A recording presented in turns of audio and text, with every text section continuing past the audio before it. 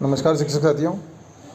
बहुत सारे शिक्षक साथियों के स्थानांतरण के आदेश आ चुके हैं, लेकिन उसके बाद भी जितने आदेश जारी हुए हैं उससे कई ज़्यादा लोगों के स्थानांतरण आदेश अभी तक अटके हुए पड़े हैं। इसके लिए बहुत सारी परेशानियां और बहुत सारी मानसिक तनाव सभी लोग झेल रहे हैं। हालांकि जो स्थानांतरण नीति है उसके अनुसार सभी लोगों के स्थानांतरण हो जाने थे, लेकिन स्थानांतरण सभी के जारी आदेश हो नहीं पाए हैं।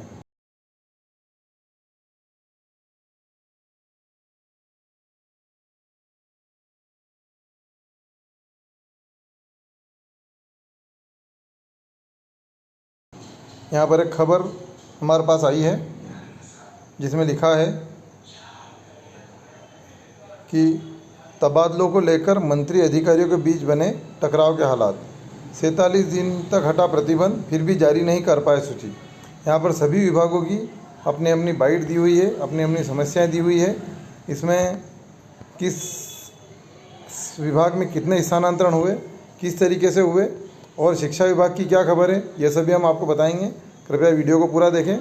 इससे पहले यदि आपने हमारे चैनल को सब्सक्राइब नहीं किया है तो कृपया चैनल को सब्सक्राइब करें और बेल आइकन पर क्लिक करें ताकि नए नए वीडियो आपको मिल सके। प्रदेश सरकार ने इस बार 47 दिन तक तबादलों से प्रतिबंध हटाया था। इस अवधि में ज़्यादातर विभागों की सूचियां जारी कर दी है, लेकिन कुछ विभाग आखिरी समय तक सूची जारी करने की जद्दोजहद करते रहे। इस वजह से मंत्री और विभागीय अधिकारियों के बीच तकरार की स्थिति भी बनी है। मंत्रियों ने दागी अधिकारियों का तबादला करने का भी दबाव बनाया। कुछ मंत्री सफल रहे तो कुछ असफल रहे।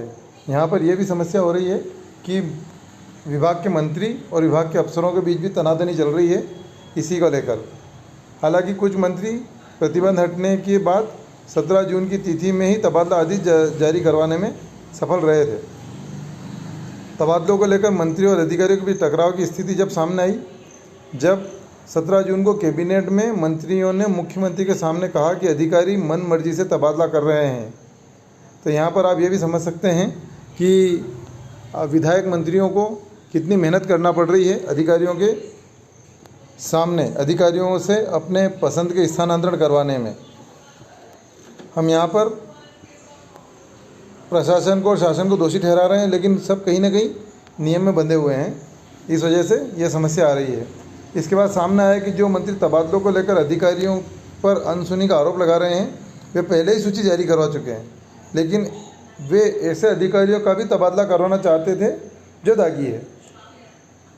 यहाँ पर ऊर्जा विभाग, जल संसाधन विभाग, राजस्व विभाग, वाणिज्य कर विभाग, सभी का अपना अपना एनालिसिस दिया हुआ है। इसमें वाणिज्यिक कर विभाग का मैं बताता हूँ आपको, क्योंकि ये उप मुख्यमंत्री जुड़ा हुआ मामला है।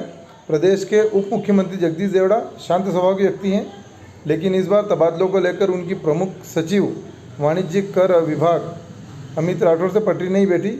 बताया गया कि कुछ दागी अधिकारी, आबकारी अधिकारी का तबादला करने से मुख्य सचिव ने साफ इनकार कर दिया। चूँकि प्रमुख सचिव नीति के अनुसार सही थे, इसलिए उप मुख्यमंत्री देवड़ा ने मामले को आगे नहीं बढ़ाया। सेल्स टैक्स अधिकारी को लेकर भी सहमति नहीं बनी।